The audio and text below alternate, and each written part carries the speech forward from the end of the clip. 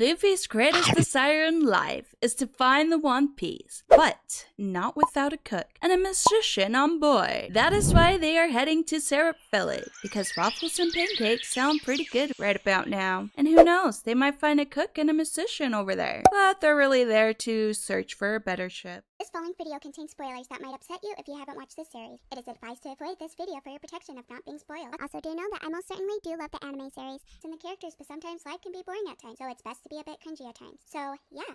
Syrup Village, a small, peaceful place with kind people who are so welcoming to others and surrounded by a beautiful scenery. Well, that's just boring. That is why Captain Usopp and his 3 little minions go through town making trouble, because it's such a sheltered place that needs a little bit more of an excitement. But Usopp didn't think actual pirates would be here, and Buggy pirates of all people. It's fine though, because it's only 3 against Usopp's 3,000 of his armies. Or 3. Or really, none. Well, it's time to pull out his slingshot to attack the enemies. But he's so mesmerized by the pirate's speech that he puts his weapon down.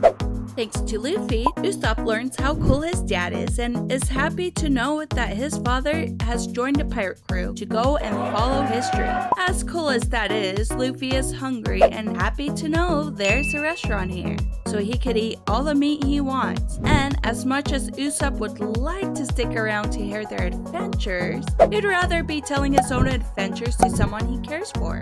Luffy and his crew are ready to ask for financial support from Kaya, but the guards won't let Luffy in. So, Luffy, being Luffy, slingshots himself inside, only to find Usopp and an annoyed Klahadore waiting for him. Klahadore, who's overprotective of Kaya, insults Usopp's father.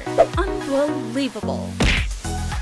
Well, they all left, and Luffy was hoping Kaya could help them with getting a ship. But I guess they're going to have to figure out how to get a ship some other way.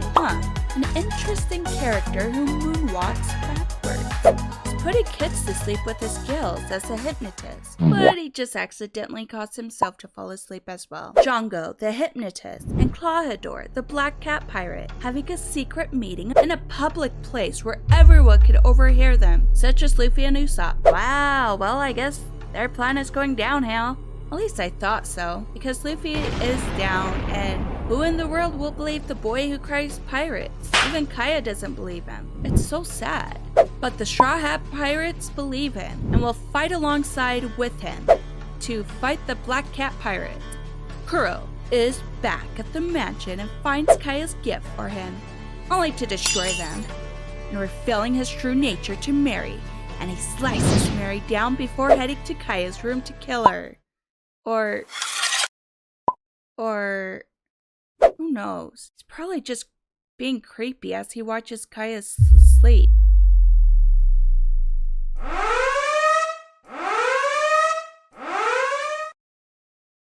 The battle begins as Usopp and the others are prepared to battle the Black Cat Pirate, except Usopp forgot about the north end that gets them into the village. But it's all good because Luffy, who has no idea where north is, and Zoro, who was struggling to climb the slope, have managed to arrive there just in time to attack the enemies before they attack Syrup Village. Kuro is waiting impatiently for his men to invade the village, but he decides to go down there to check what's going on, and he vowed to kill his whole entire crew if his plans were to go wrong.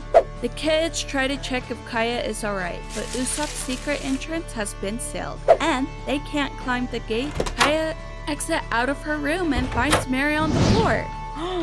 Mary told Kaya that Usopp was telling the truth about Klahadore. The Black Cat Pirates have to increase their strength to defeat Luffy and Zoro. So, Django hypnotizes their strength so they could be able to defeat them. But, again, and unfortunate for him, he accidentally hypnotized Luffy in the process. Django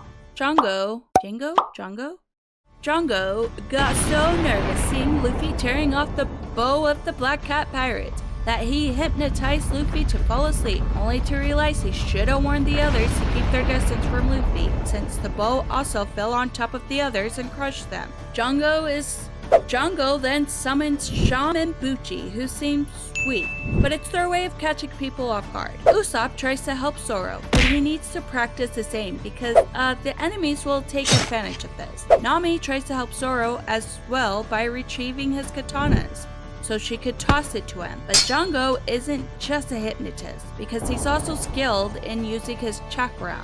Kuro arrives at the North Slope, and annoyed by how weak his men are against the Straw Hat Pirates.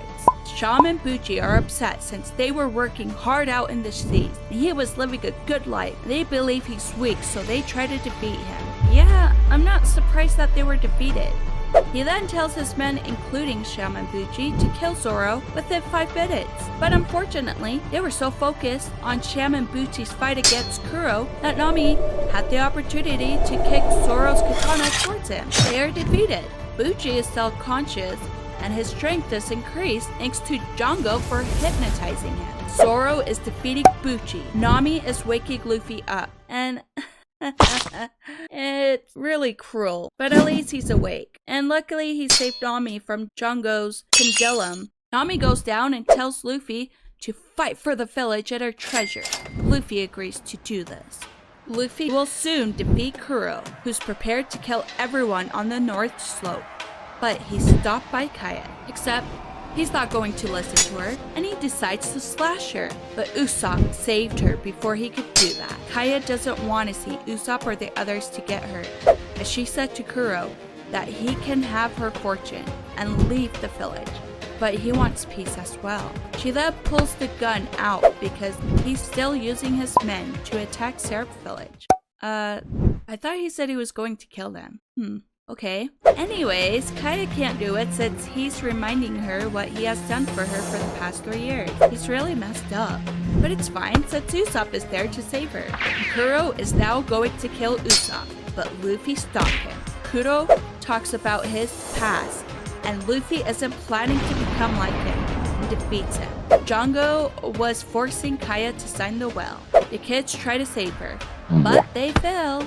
It's fine though, because Zoro and Usopp came to save her from Django, who's now defeated. The Syrup Village is saved, and thanks to this, the Straw Hat Pirates have a ship from Kaya and Mary, and it's called the Going Merry. Usopp is heading out on his own adventure, and says his farewells to the kids and Kaya. Usopp isn't going alone since Luffy wants him to join his crew. Their next adventure is to an island of rare animals for treasure, and as they travel there, Luffy and Usopp designed a Jolly Roger for the crew. They arrived at the island and discovered a man who has merged with the treasure chest, forming a strange hybrid creature, and his name is Gaimon. He protects the rare animals and the treasure from invaders. Gaimon was essentially hostile towards the Straw Hat Pirates, but soon he ended up becoming friends with them after telling them about his past, and they try to help him get the treasure chest he has been longing for, but it turned out to be empty. Luffy wants Gaimon to join his crew, but he declines the invitation because he chose to stay with the animals he has grown to love. The Straw Hat Pirates say their farewell to their new friends and set sail for the next island, but not before stopping to indulge in a delicious meal. Thank you for watching, my lovely viewers. Now stay tuned for the next arc, which will be the Baratier arc. I love you, comrades. Have a wonderful, amazing, and a beautiful day. I'm not kidding. Love you all. Bye!